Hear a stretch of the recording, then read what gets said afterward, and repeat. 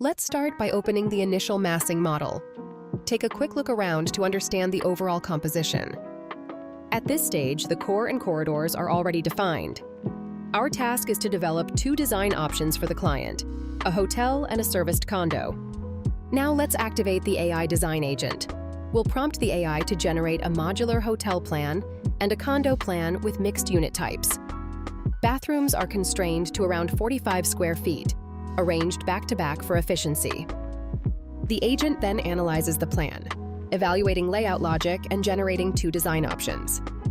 Then let's back to the board to see both variations. Let's open the hotel proposal first. It provides a clear and logical guest room modulation, giving us a good base for further refinement, such as fine-tuning the units and adding doors. Now, switch over to the condo option. The unit mix is well organized, and same as like hotel options.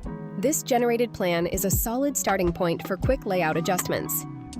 After refining both, we select a preferred direction, in this case, the beachfront hotel, and start stacking the floors from the lobby level to the rooftop.